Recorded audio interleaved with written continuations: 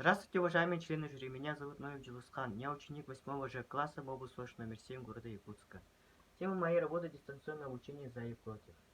Актуальность данного исследования обусловлена тем, что несмотря на установленную по всему миру нынешнюю эпидемиологическую ситуацию, ученикам необходимо непрерывно проходить учебные программы, получать знания, находясь на безопасной дистанции.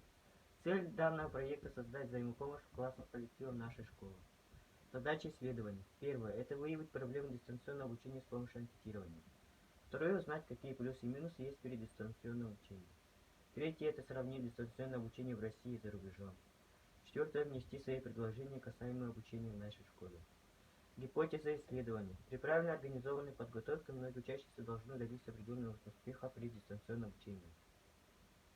Ожидаемые результаты. Повысить качество образования за счет эффективного использования научных приложений при дистанционном обучении.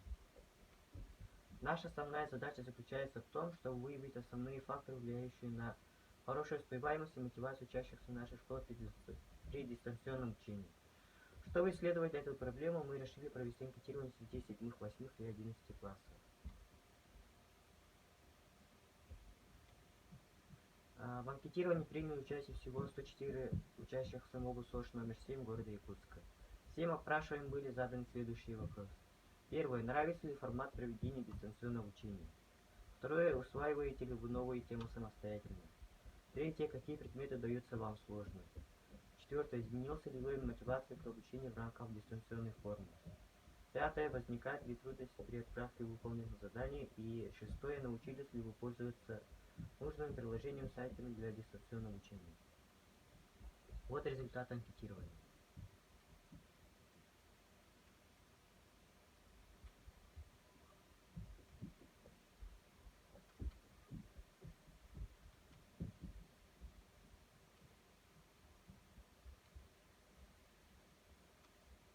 По результатам данного анкетирования видно, что большинство имеются проблемы при дистанционном обучении.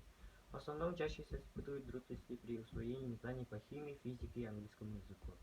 Также мы можем отметить, что чем старше класс, тем хуже учатся при дистанционном обучении. В 11 классе дети хотят обучаться очно.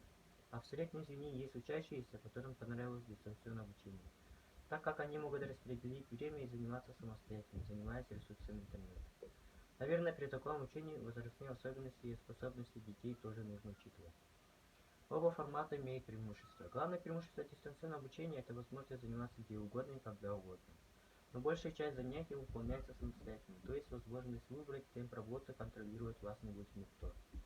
А традиционный формат подразумевает посещение школы, время и место которых строго определены и могут оказаться неудобными. Но занимаясь в школе, учащиеся могут уточнять какие-либо вопросы учителя.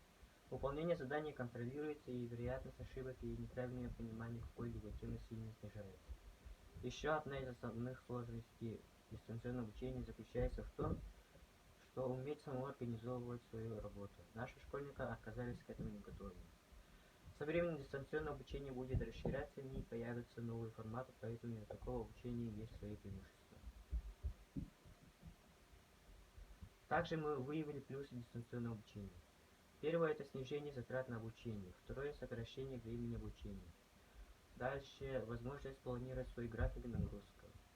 Подходит по индивидуальным показаниям. Повышение качества обучения за счет использования современных технических средств, электронных библиотек и так далее. Обучение и максимально комфортном темпе. Высокие результаты обучения. Многообразие средств связи с преподавателями.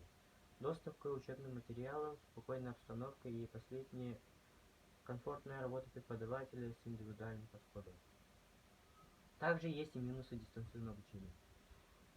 Это наличие сильной мотивации. Здесь смогут учиться только те, кто хорошо себе представляет, для чего им это нужно, так как львиную долю всего учебного материала обучающиеся изучать самостоятельно. Тут необходимы крепкие навыки самоконтроля, развитые силы воли и ответственности. Второе — не подходит для развития коммуникабельности. Здесь все процессы обучения происходят при минимальном взаимодействии с другими людьми, а иногда и при полном его отсутствии. И третье — нехватка практических знаний. Чем отличается дистанционное обучение от традиционного, так это отсутствие живой практики, без которой сложно полностью усвоить изучаемую тему. И последняя — проблема идентификации. Суть дистанционного обучения состоит в том, что человек при помощи средств коммуникации проходит обучение. Проверить, он ли сдает онлайн-тесты или высылает по почте задания, практически невозможно.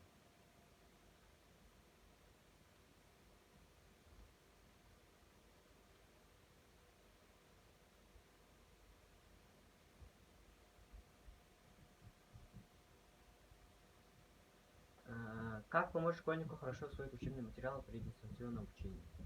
Первое — это соблюдать рекомендации учителей. Например, если появились затруднения, обратиться к учителям или к классному руководителю за разъяснением. Второе — это выходить на видеоконференцию, чтобы ученик лучше понимал изучаемый материал урока. Третье — не задавать слишком много домашних заданий, из-за этого мотивация школьника может пропасть. Но и вовсе не давать заданий нельзя. Четвертое — это заинтересовать школьника, например, подать учебный материал в соревновательной и развлекательной форме. И пятое — развить у ребенка самостоятельность в обучении, приучать учащемуся разрабатывать свой удобный график работы. В заключение можно сказать, что дистанционная форма образования невозможна без использования в полной мере принципа самоуправления познавательной деятельности. Самоопределение в выборе познавательных средств и способов их использования — важная черта дистанционного образования. Специфичность дистанционной технологии предоставления знаний, в отличие от традиционной формы обучения, состоит в том, что последний предполагает предоставление самому ученику достаточной свободы для проявления самостоятельности при ролевом взаимодействии с преподавателем. Хочется верить, что современный центр дистанционного образования в России, пусть пока еще недостаточно совершенный, это предвестник образования будущего.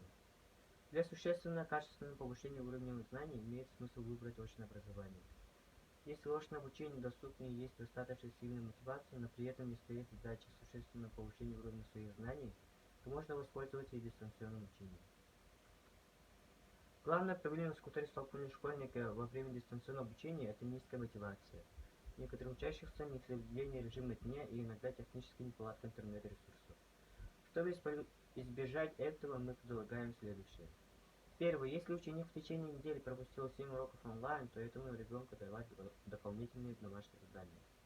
Второе — это ограничить выполнение домашних заданий по таким предметам, как музыка, физкультура, физкультура, технологии. Третье — это организовать внутри класса несколько небольших групп. И сильный ученик мог помочь слабому ученику по отдельным предметам. Это возможно проводить после урока в свободное время. На этом слайде показана использованная литература. Спасибо за внимание.